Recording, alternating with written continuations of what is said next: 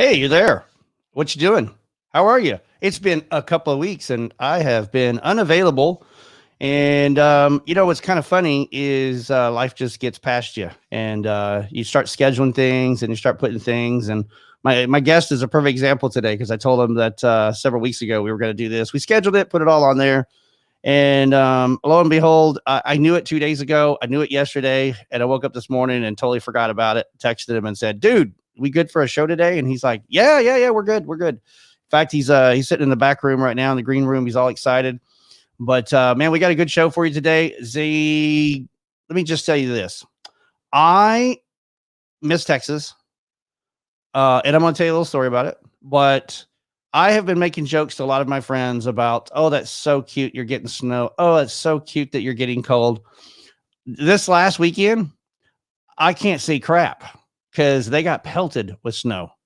So there's going to be all that. We're going to talk about that. We're going to talk about my guests. We're going to talk about all kinds of little things and stories in life right after you see this.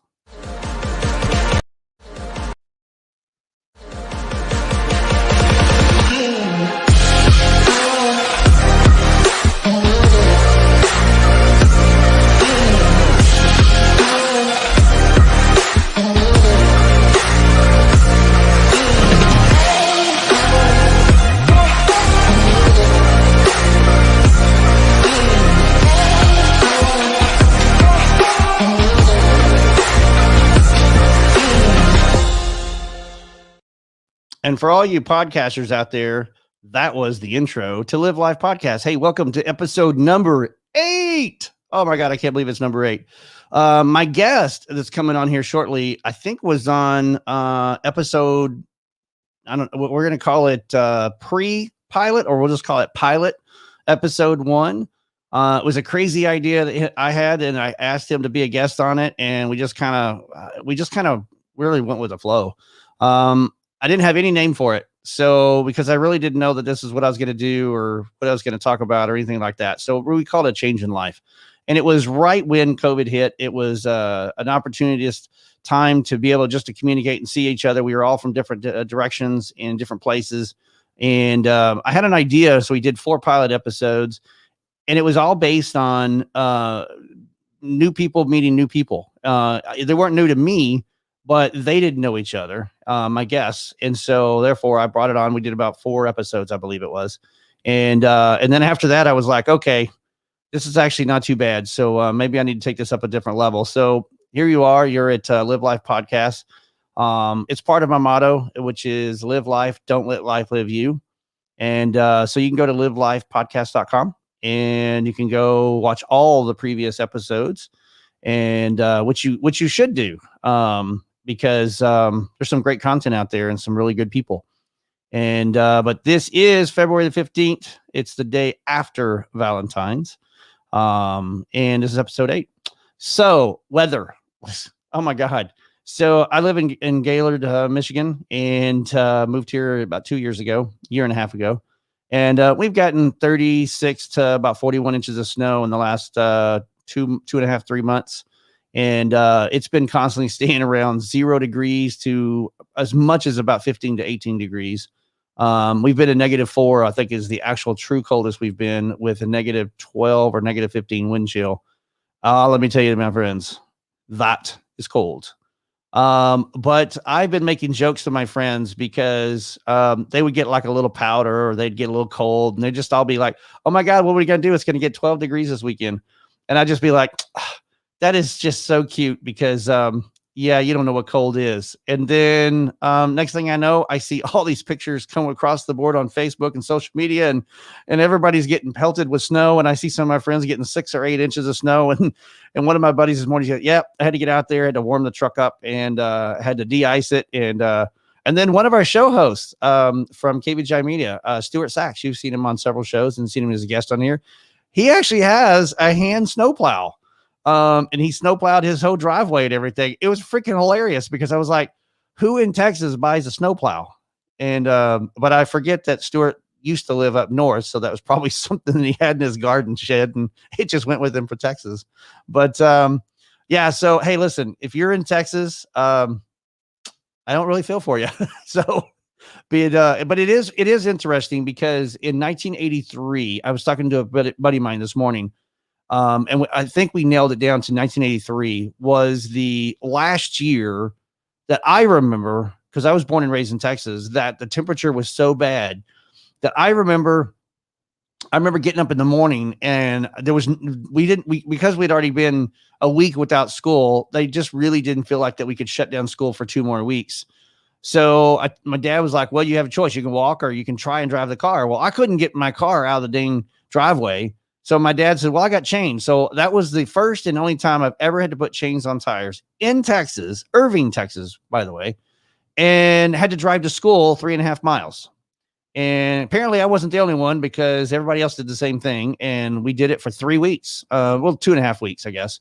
And then it started to warm up. And then one day I got to school and it was icy. And by the time it was 3:30, I had to sit out in the parking lot. My dad had to bring a jack because there was no way you're going to drive metal on metal down the concrete 3 miles home and ruin the chains. So my dad had to come with me and help me take the chains off. They're not like some of the new ones where they just kind of slide over the tire. This was the type where you had to jack it up and put them on there. So anyways, all that to be said, that it's just kind of funny that my friends are all getting really cold. And yeah, so that's in Texas. But what's different is that I think they broke a record, as in all counties in Texas hit the exact same severe weather storm and weather alert. And first time, and I think it is history, or first time in that they can record in history, if I'm correct on that. But anyways, enough about the weather. Thanks for being here. Live Live Podcast number 8. I'm going to bring my guest in, and I can't do any justice. There's a calling that he does, and we'll ask him to do it because he does it so much better than I do it. When I do it, it sounds really corny and gay and all that jazz. And so I'll let him do it. So anyways, when I bring him on, maybe he will get the hint and he'll say what it is. I can see him back there choking on coffee and everything and laughing. So here we go. Let's see if he does it. Zane. There you go. Zane Benson, welcome to the show, man. What's up, man? Doing good, doing good.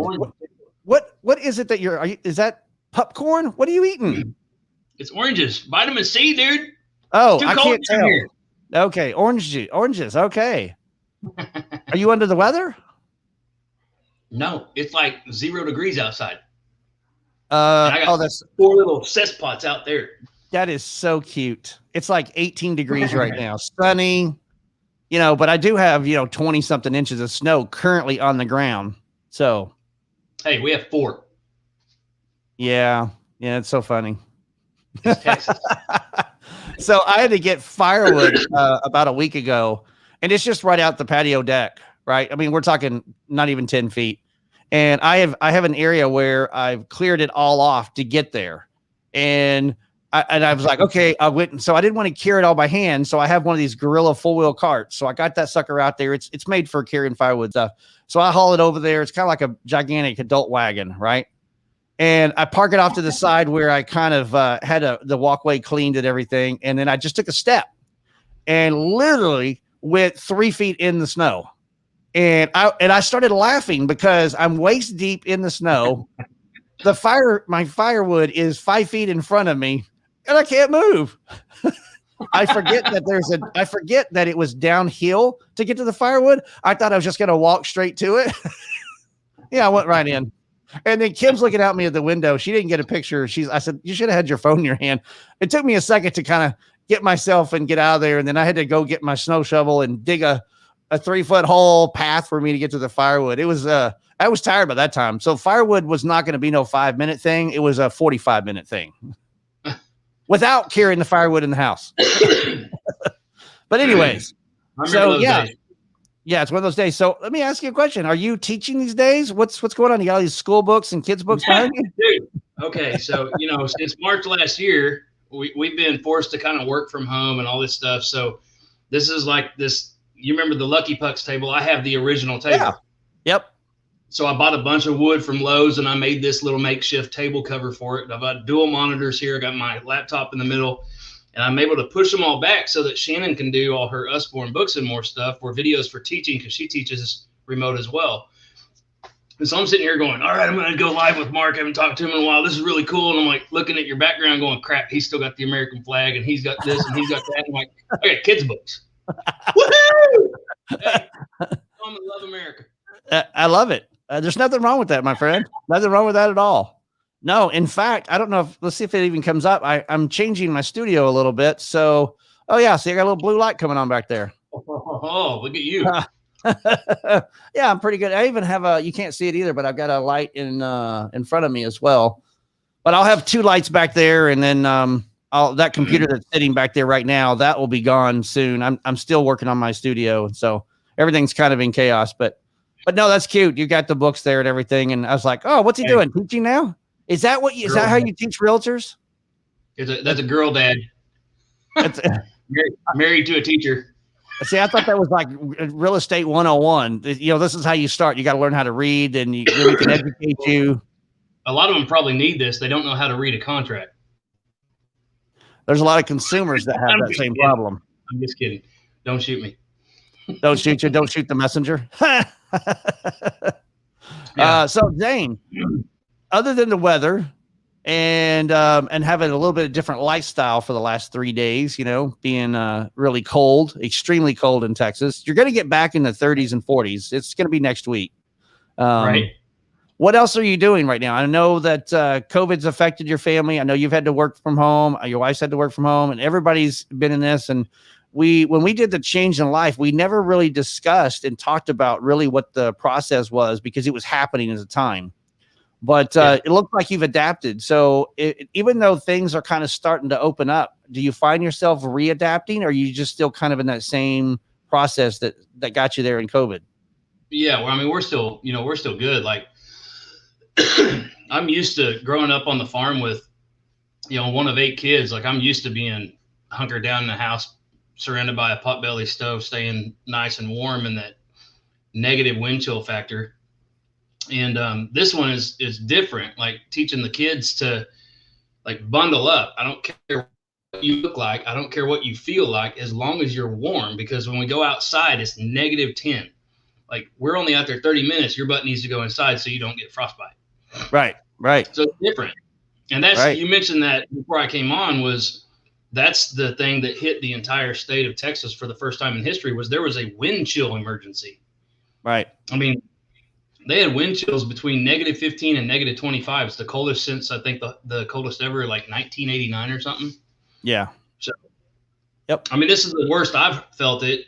I went out yesterday in the Jeep. The roads weren't bad. There wasn't any ice yet. Now they're saying some ice is going to come by. Well, in 2011, we had a pretty good little storm that came in, because that's when my pipes burst when I used to live in Frisco. And it was I want to say it was something like a Thursday, it's maybe a Wednesday, Thursday, Friday, and then Saturday morning. Yeah, because it was Saturday morning around 7 a.m. when it started to thaw, because it went from like 3 to 4 days of 11 degrees. And then all of a sudden we hit 40 degrees.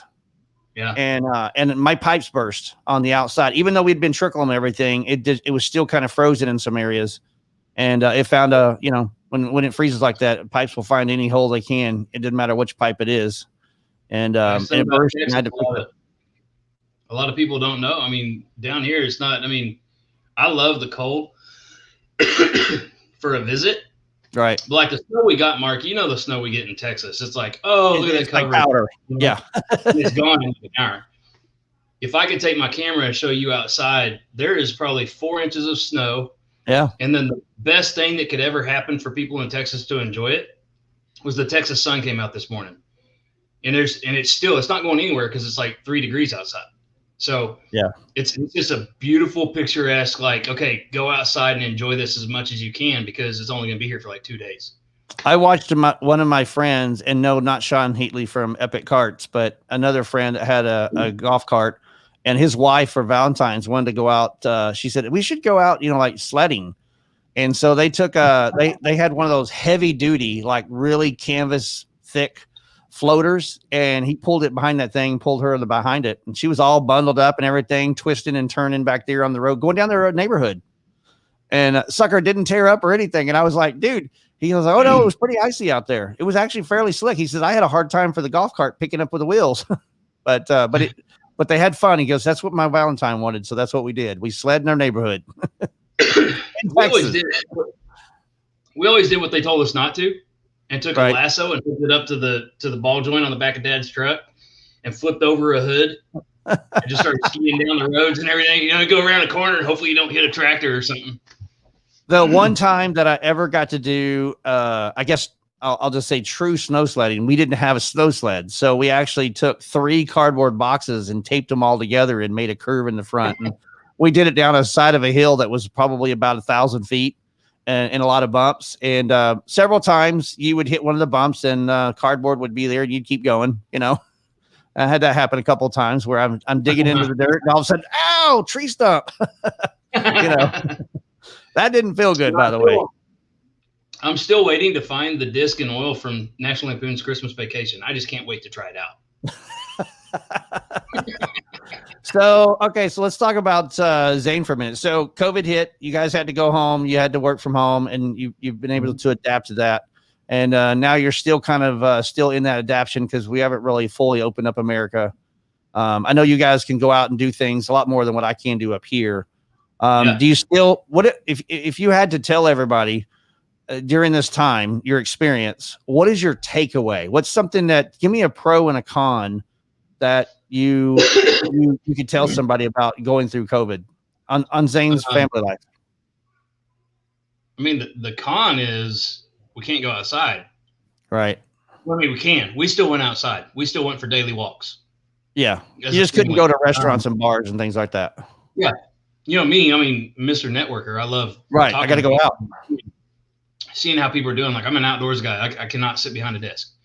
That was probably the con. The pro was the amount of time that we were essentially forced to spend together as a family with everything going on and kind of managing your time. And so we started doing different things. So we did like at lunch, we spent 2 days and prepared like 30 meals for a pot-belly stove, or not pot-belly stove, but a crock pot. Right. And so we'd make it and we taught the kids, like, here's all this stuff. And you just kind of follow the recipe and put the stuff together. And then we threw it in the freezer and we just pulled it out for a different meal. But then like 30 meals went through in like 10 days and it was like, I'm sick of crock pot meals. So that was fun. Then we started doing like, we did this thing. I don't know if you remember, like I was going Facebook Live in the beginning and doing like questions with the kids and getting them involved. I remember that. That was a lot of fun. It was fun. And there's different things. I mean, we do things outside that we didn't share with the world, that doing things with our kids, you know, like I was still going through physical therapy because it was deemed essential. Right. So Mondays and Fridays, I was still able to go work out. Excuse me. Corona cough. That's what we say when our dogs sneeze in front of us. Right. Yeah. It's like Corona. And they just look at us going, I coughed in Target the other day trying to find something. I felt like a drop of oil in water. It was like, boo! First. I was like, oh, that's how you okay. I was walking through the store coughing on purpose. What's wrong with him? He's over there coughing. Ooh, back away. Right. Stay away. That means the shop's open for you. You just kicked everybody out. Great. I can shop now. Right. Door's that way. Yeah. Or you just walk in the door and do the siren. You put one of those air sirens. COVID alert. COVID alert. Probably be a new federal crime if you do that now. Sorry.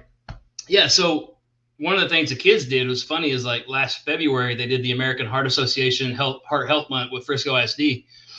And so the kids come up with these ideas and it's crazy. Like Olivia told her mom, she was like, Mom, can we go door to door and make cupcakes? And Shannon was like, that's cool, but we don't have time to make that many cupcakes. And so what they did was they went to Walmart or Target or Kroger or wherever. I'm sorry, right. Target. Yeah. So they bought all these like cupcakes, right? And they carried them around the neighborhood. And dude, they set a goal of like $200 and they hit it on like day 1 or day 2. Wow. We had nothing to do with it. That was all them. This year comes around and Olivia's like, Dad, you got to do it. You got to walk me, got to teach me, got to do this and that. I said, okay, here we go. And she got no answer, no answer, no answer, no. No answer, no answer, yes. And that yes, she was like, this is cool. And so I said, look, you always got to start with no. Because from there, there's nowhere to go but up. And so I was like, okay, so I'm going to kick back a little bit. So I was like, what are you going to do this year? Can't do cupcakes. You did it last year. Everybody's going to remember it. Do something different. And so they got their perler beads. I don't know if you've ever seen them. They're like the new age Legos, but smaller. Okay. All right. And you like step on them and God dang it. Oh my God. But, well, if it's like a regular Lego too, it's hellacious. But they put them on these little designs in their color codes and everything. And then mom irons them and they become this little shape like this. Here, I've got one right here. A couple of them. She made them these and I keep these for me. Okay. Itty bitty beads. I don't know if you can see that. Yep. I see them now. So she makes these and they needed, okay, Dad, we're going to raise $1,000. So, holy crap. Okay. And you're like, whoa. That's like the goal for the school. Really? And she's like doing it. I think it's more than that. Maybe that's her class or her grade or something. Yeah. Yeah. But so her and Caden sit down and they go, let's start making them. And I think they made over 100 of them. And they go out on day one, $100 and something. Day two, $30 something. Like I'm talking 1 to 2 hours of walking with these kids, just knocking on the door. Hey, my name's Olivia. This is my brother Caden. That's the coolest thing, man. It's the little stuff like that we do behind the scenes when you're doing stuff like that, knocking on the door. That's just like, wow, man, it's all worth it. Sweet. See, that's the first time I've heard that. But I do like and appreciate that families like yourself has been able to adapt and spend more time with family. And really cool thing happened just the other day. I had a colleague of mine I was talking to. Now, I don't know her personally. I just know her from online and stuff. But she was talking about this last year. Well, before COVID, it was 80 miles an hour, 80 hours a week, not seeing the family, hardly ever seeing family, to halt, like drastic stop. And it's like, holy smoke, I got a family, and then it's like every morning I wake up, it's like, holy smoke. Well, there's my husband in the kitchen. There's my kids all over the place, messing the house up.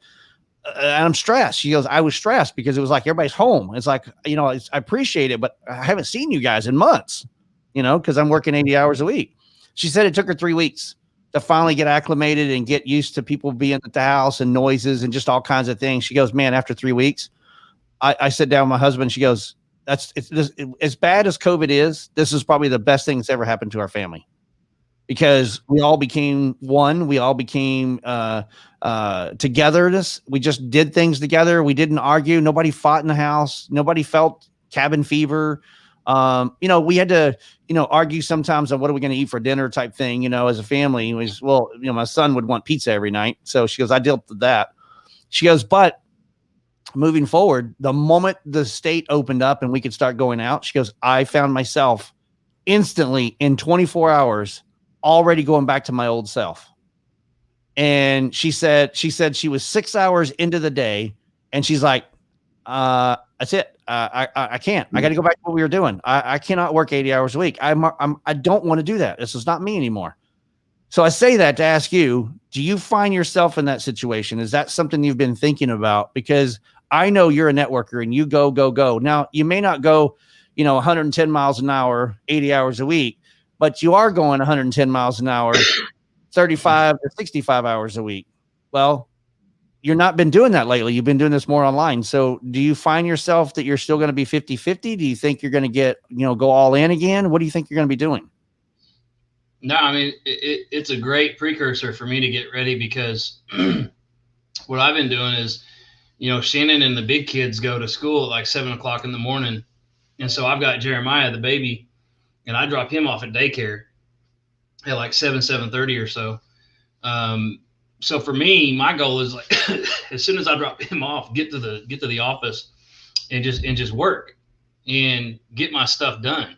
It doesn't take that long to get things done if you're focused, especially with what we do. So much more is done behind the scenes by the support staff.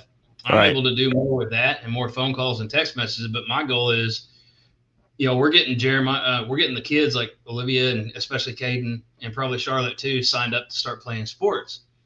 And so I want to be there at his practice and I want to be there at his games and Olivia's games and all that stuff, So that's what I'm getting ready for. Awesome. Because, I mean, when you think about it, man, we've got 4 kids, 5. We have 4 kids that are little, 4 that are playing sports or getting ready to play sports. So Shannon and I are going to be, you don't know where they're going to be. And Shannon has 6 kids, right? Yeah. I count as 5. No, you're his two. There's the big Zane and the little Zane. Depends on what time of the day. That's Hey, right.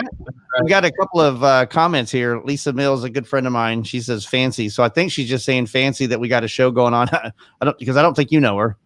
But then the next one has come from Deborah Dunn. Hey, Zane, good to see you and Mark. Hey, Deborah, how are you? Maybe she could be it. Deborah, how are you? How are you? She's in Zane.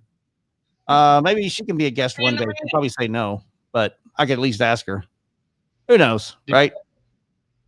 So have you been home lately? Have you been? I know you took a trip back to Oklahoma and everything. So did your family? Did they get any of this weather that's happened the last couple of days?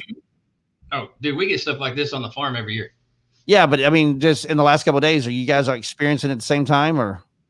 Oh yeah, yeah. Mom and Dad are cooped up in the house with the potbelly stove and heater. That's their heater, man. Like we didn't have heaters growing up.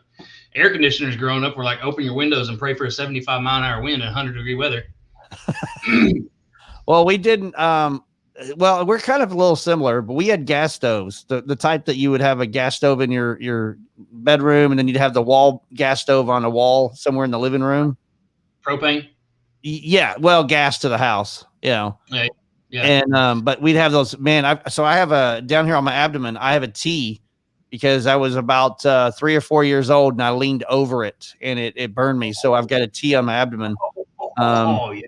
Yeah, my mom said I cried for a while. You know, she took me in as a burn victim, but you know, hey, listen, I was burned. You know, so I have proof of living through the gas stoves in your bedroom experience. You know, 2 feet by 2 feet, 3 feet high snow things over there. You're supposed to walk in your door and go, don't want to get close to that.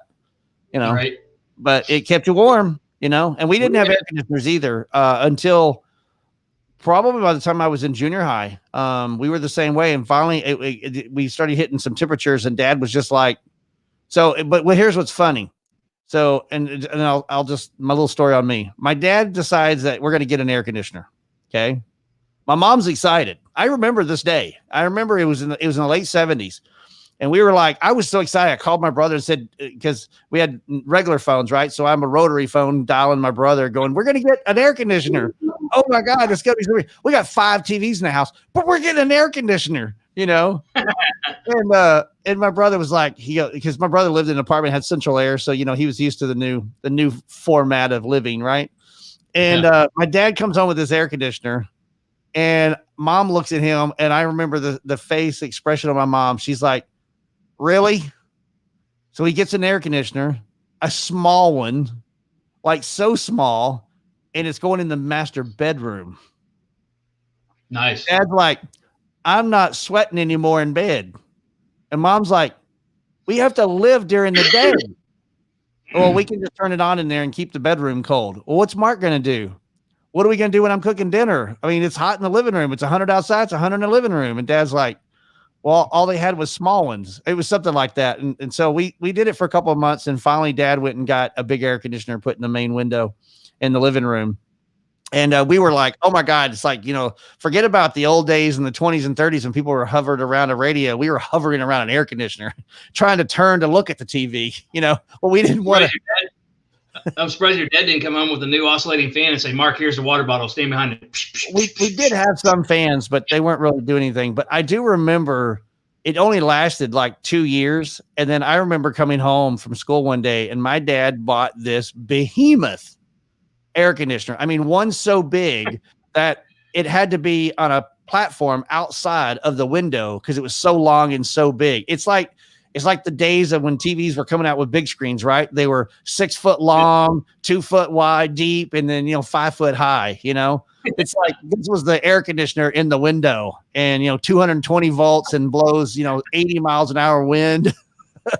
And then 15 minutes into it, you're like 25 feet away from the air conditioner because you're like, it's freaking cold, we got to turn it down. My dad's like, it's on low. But anyways, those are my days from experiencing my first time air conditioner. It was more intriguing to me than when my dad went from black and white TV to color TV. Because I don't remember that really being a phase. It was the air conditioner because it was like, oh my God, we're getting an air conditioner. You probably spent a lot of time outside too. Probably, yeah. So you were talking about work earlier. Let's get into what you do for a living. You're in the mortgage industry. Yep. And how long have you been doing this? 20 years. 20. When did you hit your 20 years? Let's see. March of this year will be the official 100% nonstop, like 19 years.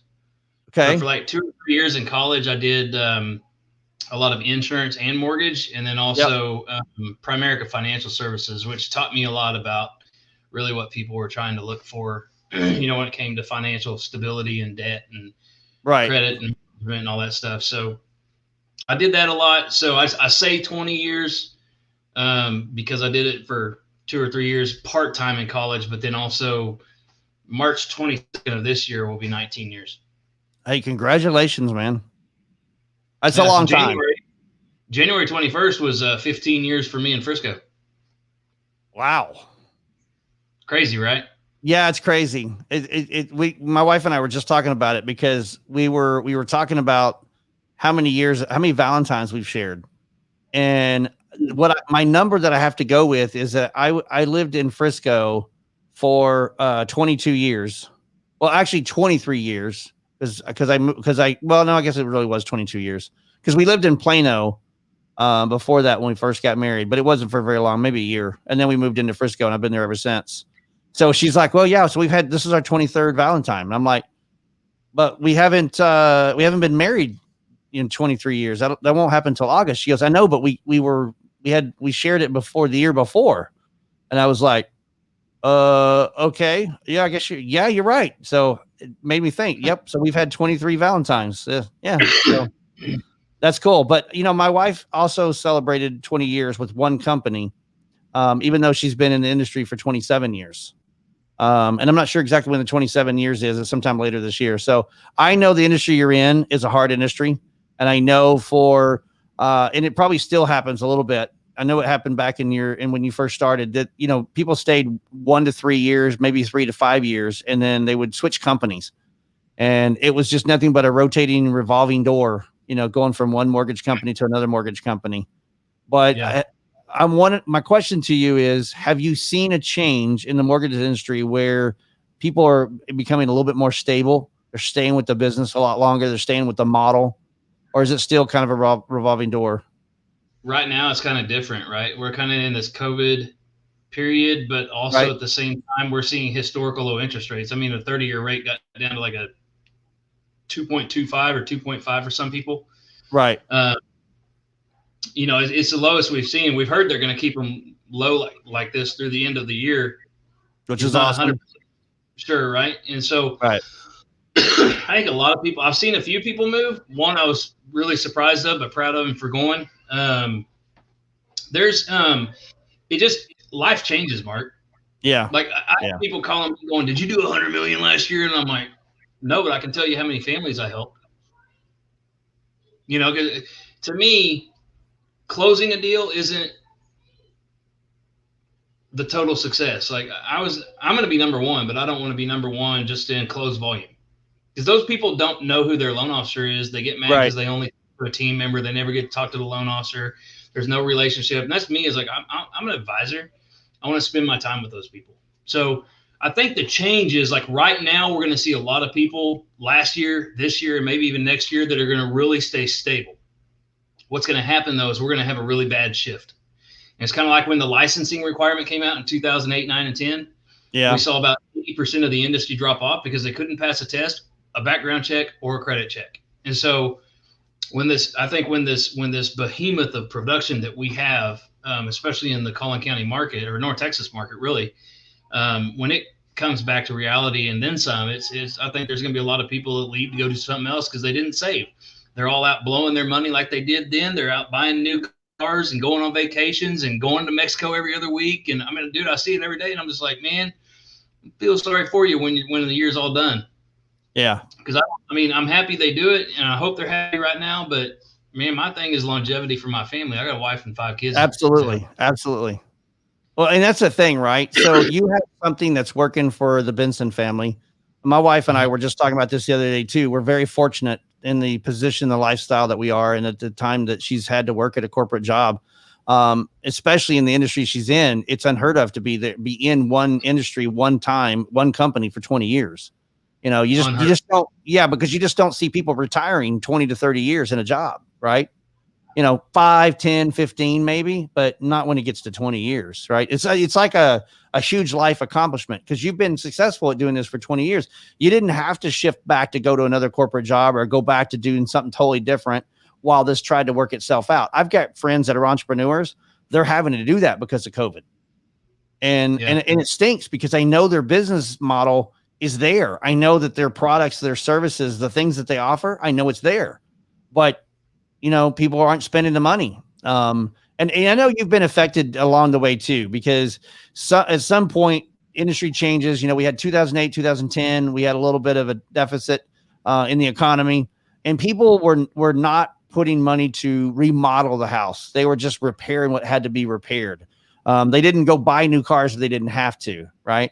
And so COVID's kind of affected that, I think, to some degree. People have just relaxed a little bit and stayed at home, made shift and did what they had to do.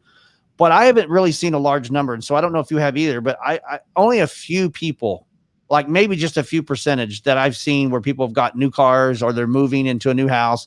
But I know a lot of people have been doing refis.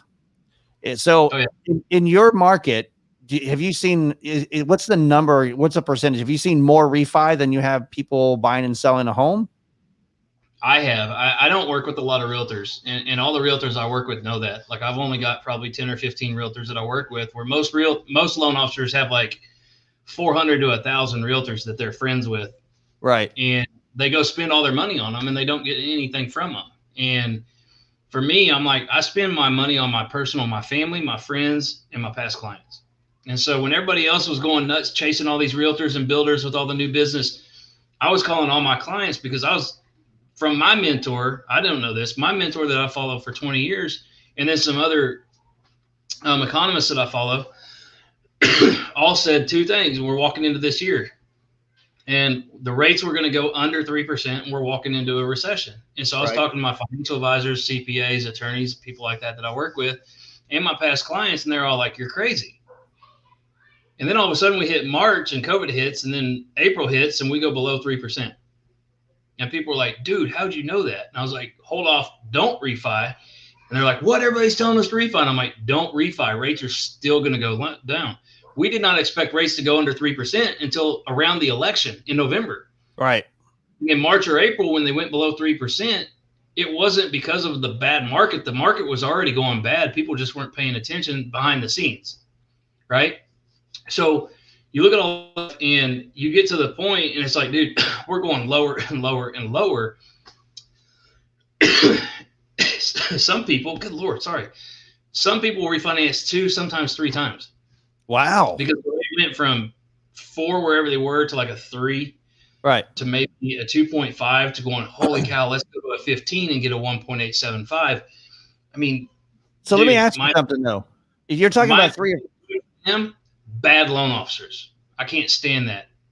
So so you got a client and they've been able to do a shift change on 1 or 2 or 3 times. Are they so when they come back and they just did a refi, and then we'll just say 30 days. 30 days later they want to do another refi because the numbers change. Are they having to do a whole new closing and whole new cost and everything? So they may be paying $5,000 this time, $5,000 the next time, another $5,000 the third time. Now, is that so? I'm not stupid. That's not $15,000 that's going off the house. That's just $15,000 that's going out the door to refi. Yeah, most people don't even just pay it; they just add it to their loan amount. So then the loan really 3 times in a year and a half, you just increased your balance $15,000 extra. Exactly.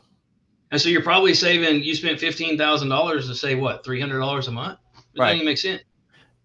If it was $500, $800, which I have seen a few people say that it went more than half, but that's because they had a high interest at the time. So I know for a fact that I've got friends that are at 6%, maybe even 7.5, because they had bad credit at the time, maybe even 5.5%, right? And all of a sudden they were able to get 2.8.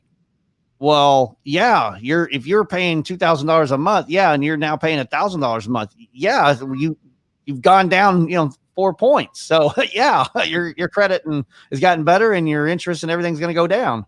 But you're right. the money goes up on the house and all that jazz. So hey, Well, we're gonna. it always comes up too, Mark. A lot of people think like, oh, it's dropped 1%. That doesn't even matter. Yeah.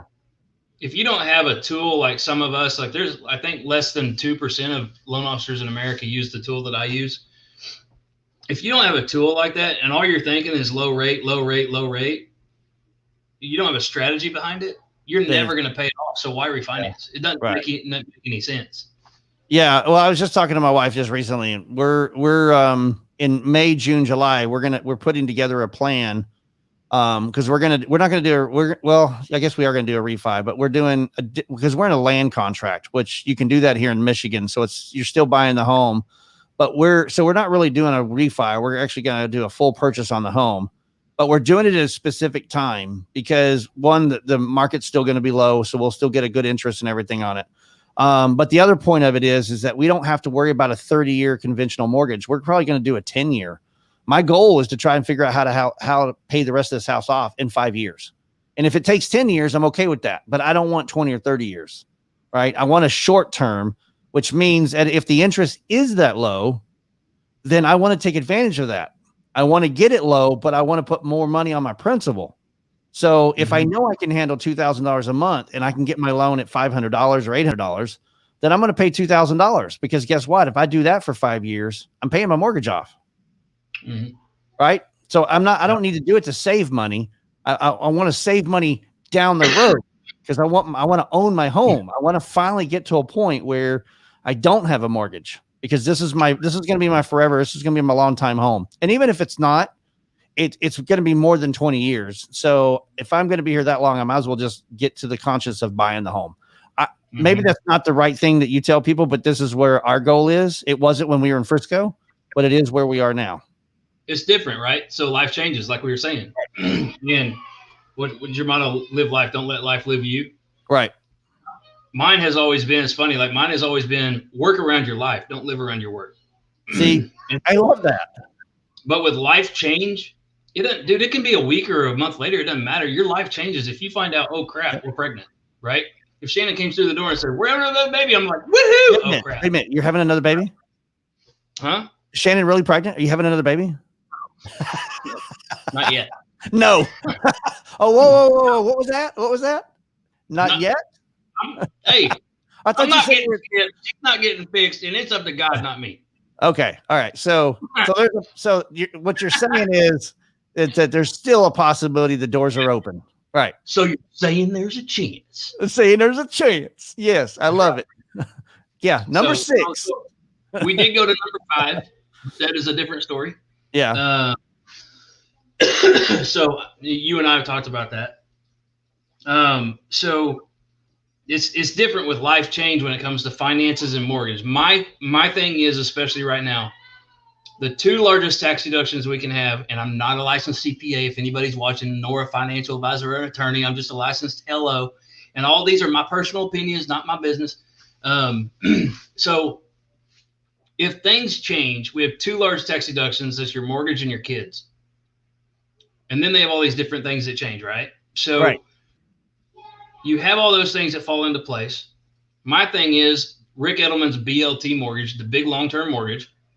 So borrow as much as you can for the longest period of time to maximize your tax deductibility. And with all the money you save on the monthly payment and cash that you're not putting down on the home, knock out all your non-preferred debt first. Car loans, credit cards, whatever else you might have, motorcycle, boat, RV, whatever you want, a Barbie car, and then go, good God, dude, I have a client call me the other day. They wanted $34,000 for an AC replacement. I was like, wow. How much would it cost for me to buy an HVAC company? Yeah, $30,000.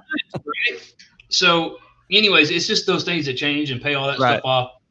Then your student loan debt, because that's still tax deductible. Yeah. And then your mortgage. Right. And knock it out and be completely done. I'm all about it. But the difference is from what you were saying to what I was saying. Right. It's not right or wrong.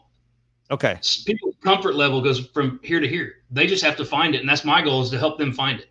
So you were talking about car loans and debt and all that. How important is it for somebody to have on their profile um, a ratio of debt? Because everybody's going to have debt, right? So there's a certain number. But if you're, let's just say you're going to buy a car in 6 months, I mean a house, and in 6 months the car you own is going to go off there. Should a person be worried that the car is going to go off the market? We have a friend that's what's happening, and they're worried that they're not going to have the car loan, and so the mortgage is going to look at that and go, well, they don't have another loan, and all they have is debt. All they have is credit cards. So how does that is should they be worried about that, or is that just something that's no? They're just going to have more money to be able to purchase the house they need. Or no, yeah, like you're going to have. I'm going to do a shameless plug here. It's my buddy Stacy Notley with the Manning Group. Don't leave good credit to chance. Leave it to us. So Stacy does credit and debt management. I've learned a lot from him from over 10 years. And the crazy thing is the best factoring score is to have like 20 different trade lines. Okay. And people think no credit is better than bad credit, and it's not true. Bad credit still gives you a score. Yeah. No credit gives you nothing. Right. And lending guidelines require 3 trade line minimum, 2 with 12-month history, 1 with 24-month history. I mean, if you don't have credit, you're in big trouble. Right. Right. So you can get your non-QM type lenders involved with bank statement loans and no credit and all that, but then you see the interest rates are still 5, 6, 7%. People go, I don't want that. Right. Right. So you either qualify or you don't. Yeah. My thought is, like on the car payment, I'm in this boat. Shannon and I are getting ready to buy a house. So my Jeep loan, instead of selling the Jeep, we're selling our Escape. So if anybody wants a Ford Escape that's in pristine condition, give me a call. Stuck in the snow in Texas. Stuck in the snow in Texas, but it's here. That one, luckily, is in the garage. So we're not going to pay it off yet, because by the time we buy a house, we're going to have less than 10 months left on that payment. Yeah. And if you have less than 10 months left on a payment, you don't have to count that payment towards the debt to income ratio qualifying. Got it. So that's what we're going to do. And that's what I would recommend your friend do. You don't want to close it, because if you close it and pay it off, your score is going to drop. Yeah. Right. So I would keep it open. Got it. Okay, cool. So we're going to play a little game here. And I'm going to ask you a question, and I just need 1-word answers. Okay. You ready? Uh-oh. I know. Zane got closer to the screen. He's like, okay, hold on. I got to pay attention. I got to hear, right? Put your good ear to the speaker. Yeah. I lean forward like I'm going to read something. I know. What are you reading? Hold on. This is what you're reading right here. You're reading that. That's the website you go to if you want more information. That's it. Right. ZaneBenson.com. See, you can't screw that up. It's so simple, folks. ZaneBenson.com. And if you want to call them now, you need to go get something to write all that down. But, there it is. I'll leave it on the screen for a minute. So grab your phone and click. Exactly. Oh, see, that's it. Perfect. Right there. Now you got your own V card. Oh, wait a minute. Hold on. Now you can take a picture. Those are the only 2 things. Those are the only 2 things that don't like this. My middle. Okay. Take the picture. Yeah. Or what's that? Hook 'em horns, whatever. I won't do. He's talking about Boomer Sooner, baby. That's why I did it. All right. So here we go. Zane Benson, I'm going to ask you a question. You're going to give me a 1-word answer. Okay. Favorite color? Red. Dogs or cats? Dogs. Hot rods or Jeeps? Jeeps. Jeeps or Ford Focus? Jeeps. 5 kids or 6 kids? 6. Texas or Oklahoma? Oh. No. Here, let me see. Let me think. I got the answer. Yep. For all you podcast listeners out there, he picked Oklahoma. One time and every time. That was a dumb question. I probably shouldn't even asked it. I love Texas. I would say I love Texas for everything, life, school, sports, everything. But Oklahoma's always going to be home to me. Okay, so even or odd? Even. Ooh. So you have OCD problems or not? Slightly. Do you like to cook or not? Yes. Wow. Okay. Cheaper than a damn restaurant. Favorite dish that you cook, obviously. Spaghetti lasagna. Really? Yeah. Okay. So I think you can go to Kroger and get some dry ice. Would you make that tonight and send it to us? What's that? Spaghetti and lasagna? Yeah. Sure. Yeah. Deliver it. Send it to us. I'll pay for the shipping. I'll pay for all the stuff. I just won't pay for your labor. Mark, yesterday was Valentine's Day. That's a labor of love. Okay. So if money was no object and you had the option to buy one thing, what would it be? Oh. Right. It's unlimited potential here. What would I buy? Do I think about me? Do I think about the family? Do I think about our future? What is tick tock, tick tock, tick tock. I would buy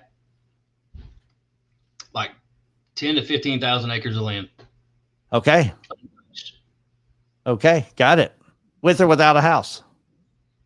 I'll build one if it doesn't have one. There you go. There you go. Entrepreneur life or corporate life? No, entrepreneur. Screw corporate. Sorry. Favorite food? And it can't be spaghetti lasagna just because you make it. No, I like to make everything. It's got to be one thing. What does Zane go to? Zane. Italian. Okay. Well, so what's your go-to snack? Secondary is meat. So what's grilling. your go-to snack? Zane's hungry. It's any time of the day, and you're walking towards the kitchen. And what would you lean towards every time? Fruit. Besides coffee. Oh, fruit. Okay. Oranges. Yeah. Vegetables. Okay. Awesome. Love it. I love it. My kids are just like me too. Thank God. So now that you've been, locked in COVID, would you consider going back to working 80 hours a week? Or are you going to try to figure out a way to adapt? No, I will adapt. If I'm working 80 hours a week, it'll be. Then you're not spending time with your family. Right. Yeah. That's pretty interesting. Okay. So, you have unlimited funds. Mm-hmm. And you are been given an opportunity to help somebody. Okay. You don't know the person. You don't know their situation, but you're getting unlimited funds to help this person. What would you buy? Whatever they need. But you don't know this person. You can't talk to the person. You can't ask the person. So I'm saying here's money, Zane. And here's this, we'll just give it a female. I'll throw it as a female. Her name is Amy. And you've got to buy something for Amy. What do you buy her? Have kids? A what? Amy have kids? We don't know that. We just know it's Amy and you got to buy something for her. House and car. That's one thing. That's the whole point of the question was, do you buy them something that's tangible that helps them through their life, or do you buy them what they don't need? Right. Yeah. Car. We have, my mechanic, has a charity that takes old beat down cars and they all work together to get them running again. They donate them to single moms. Wow. That need a car to work. So I think we donated 3 cars to them already. We're getting ready to donate a 4. So I have this friend of mine. His name is Paulo, or Paulo. He's French Canadian, I think, and he's got a different name. But anyways, I met him years and years ago, and I haven't seen him in years, but I still connect with him on social media and stuff. 27 years later, he still buys broken, rundown BMWs, and does it 2 or 3 at a time.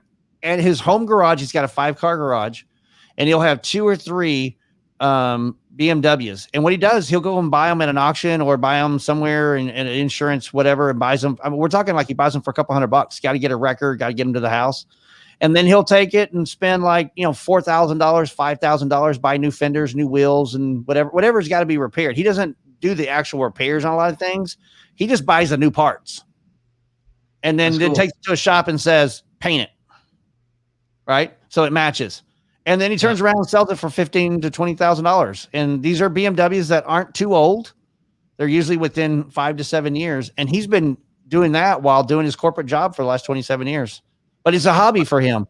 But he only sells the cars to families in need. That's it. Cool. He just and he does it direct, and he's got a residual income on all these years of cars. And yes, he's had some deadbeats that they couldn't pay and everything, but he goes, it's okay. If I was to sit here and try to run this like a business, I'd be stressed out all the time. So he goes, I've had a family or two that's come to me and said, hey, listen, we really can't pay. Here's the car. And he's like, no.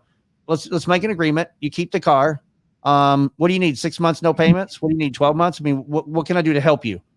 And then you help them out. And then a year later or 6 months later, they get their lives back together, and then they make payments on the car again, and they get to keep the car. He goes, what am I going to do? I'm going to lose more money.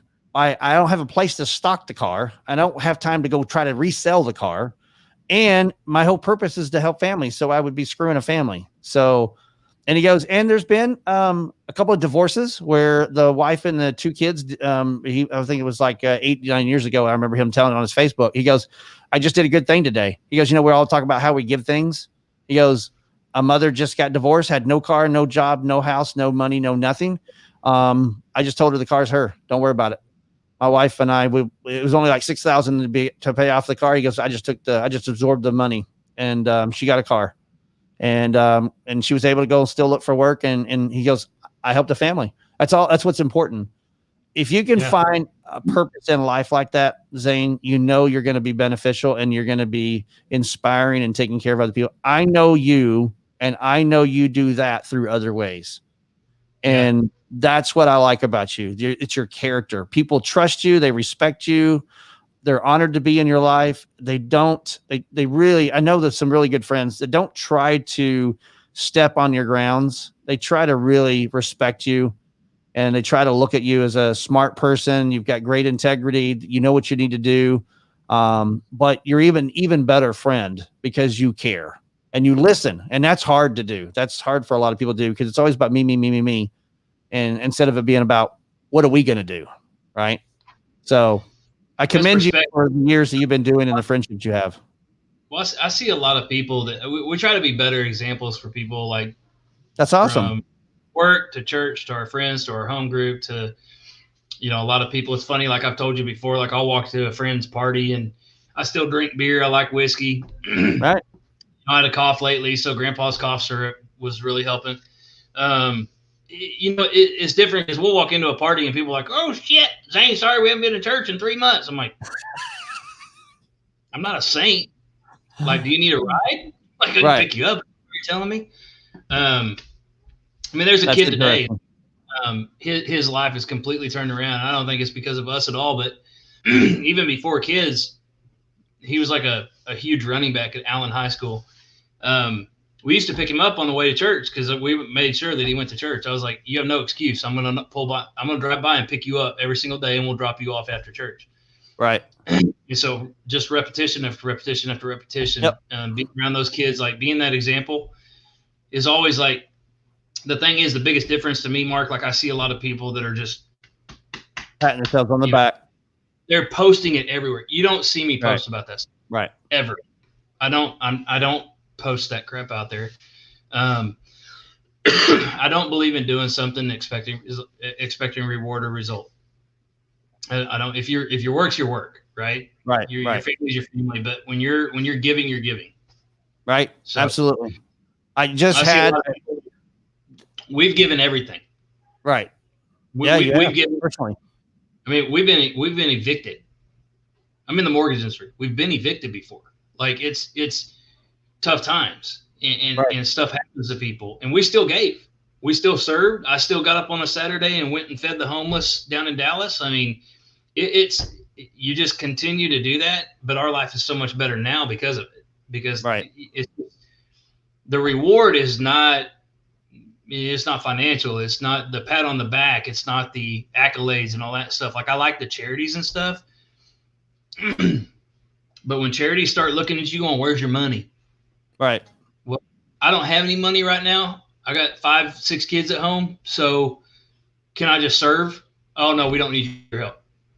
Okay, cool. I can't help you this time. I'll go help somebody else that needs it. Right. We just need a little money. Like, dude, I'm feeding 8 mouths in my house right now. I don't need I'm good. Okay. We've already given enough. And I'm looking to volunteer. Right. Yeah. I mean, it's crazy how so many of them, they just want money. And it's not just money. I mean, well, that's what's crazy. I think Zane, for me, and we're going to close the show out here in a few minutes. I think years ago, I realized that my wife and I were doing that same thing for nonprofits and helping out. We were just the social good. We were going to every single nonprofit. We were going to every single event. We were doing every single charity fundraiser they were doing. And we would do the social good. We would say, hey, we just donated. We just get it. When it boiled down to it one day, we actually had this conversation. It was like, what are we actually doing? We're not making an impact. We're, the keywords that we're doing is, yes, we're helping brand awareness. Yes, we are helping them get noticed by our contacts and versus more contacts, right? But if I had to look at the charity, what am I doing? What impact am I making? And do I really believe in the charity? And it really came down to the words that came to mind that day when we were talking about it. Less is more. I need to pull less out, more out of my life, because I was giving less.